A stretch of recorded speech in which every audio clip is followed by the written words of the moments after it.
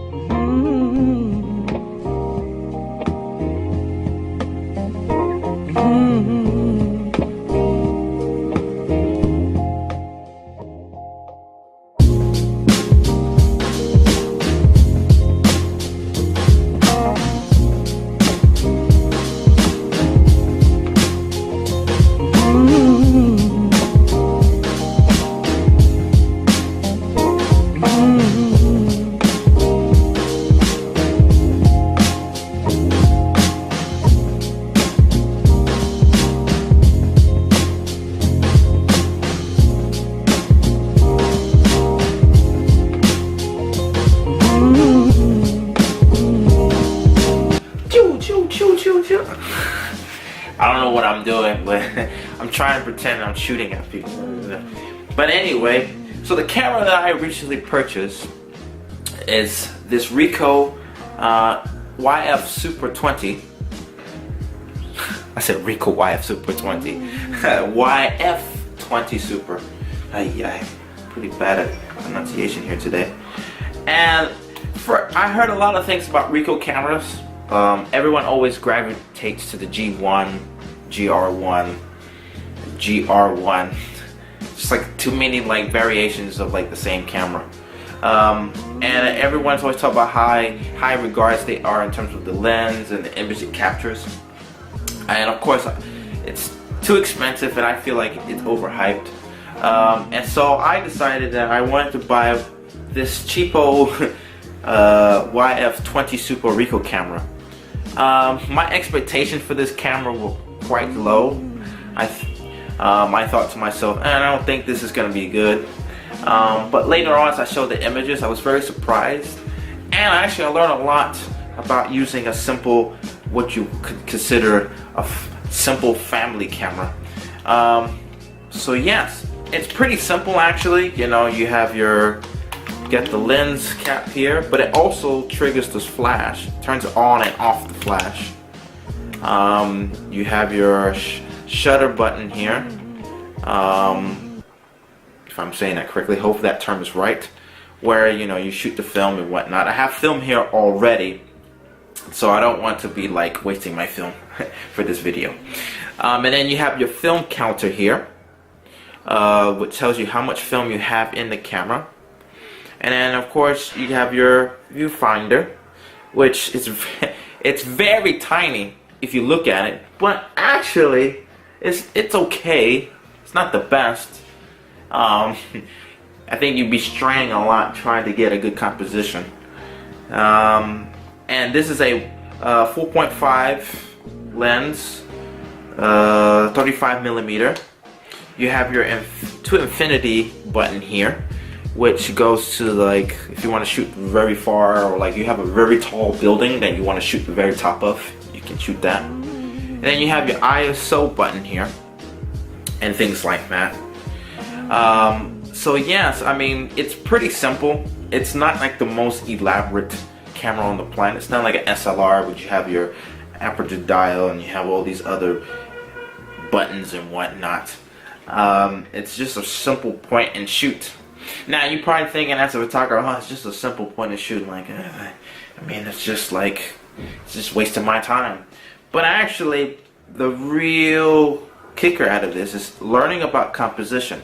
Okay, yes, you have a simple point and shoot camera, but for me, it's all about learning about composition, learning about the right kind of lighting, and the ability to shoot quickly is amazing compared to digital, because I always shoot a lot of digital, shoot a lot of digital photos, videos, etc. And we're so used to, even with digital, you think digital's so quick and easy, you just shoot and go. But even with digital, you kind of have to learn more about the lighting, the ISO. With a point and shoot, you just put your film in, put the dial in, and you're ready to go. And you don't even know how you're shooting, if the lighting was actually right, and things like that. And so for me, it's been quite refreshing because I don't have to worry about that kind of thing. I just shoot and go. Okay, maybe I need to practice more my lighting. Maybe I need to understand more about highlights and aperture and things like that. But for me, I think the biggest thing I'm more concerned about is composition, framing, and just shooting and having fun with it.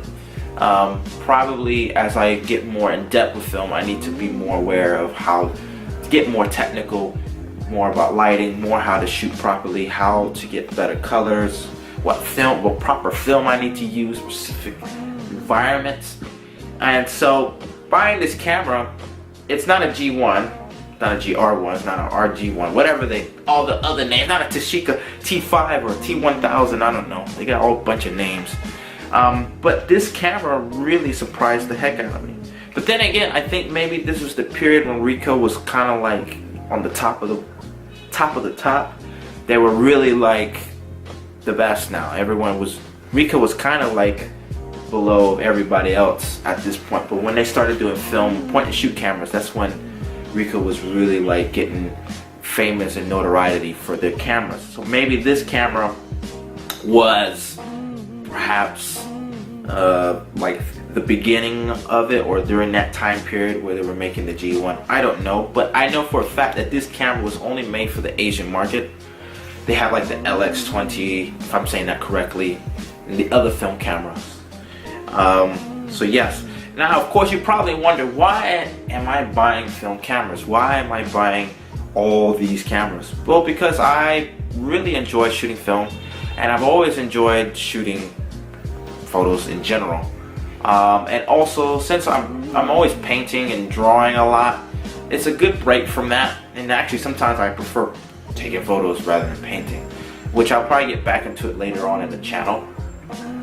But I think getting this camera is something that I actually I like shooting this more than my Canon A1, almost, just about. Simply because you don't have to worry about getting the focus right and things like that. And actually right now I have I have Fuji Color Print 100. I don't know the actual name of it. It's like the industrial color. I don't know the name. I'm not good. You know, I'm not really well versed into this because I'm just an avid shooter. I am an avid fan of film photography. I'm not like a professional. Those my photos might suggest otherwise, but I just like it. The only drawback with this camera is that it's very loud. Like, I can do it, but I don't want to waste my film. But it's just so, like, you can shoot it and then it's like it's very loud, super loud. And I feel like as though like you really don't want to do street photography with this camera. You can if you want to, but just be aware that people will know. But it's quick. Like, the focus is just snap on. Like, I'm very surprised. Like, old camera like these, sometimes the focus can be quite bad. It's actually better focused than my Olympus C-AF. My Olympus C-AF, maybe because it's a different time period. Maybe it was built in the 80s, this was the 90s, so maybe the focusing technology was a little different. I feel like as though I could just point, shoot, and go. And even like my composition, because I'm getting better with learning how to do composition with my photos. I could say, okay, I shoot this way, bam, gone, and then it's spot on. So getting this camera has been a pretty wonderful experience for me. So the question is, should you get this type of camera? Well, yes and no. Yes, because it's cheap. Not because it's cheap. Yes, because if you want something that is like no fuss, fulfillment, ready to go, shoot, yes. And this lens is pretty sharp, actually, believe it or not. I was very impressed with the lens. I don't know if it's glass or, I think this is glass. I think they were still making glass lenses. Though some cameras do come with plastic lens, like a plastic lens. Still, their quality is not bad as well. And no, because it's loud.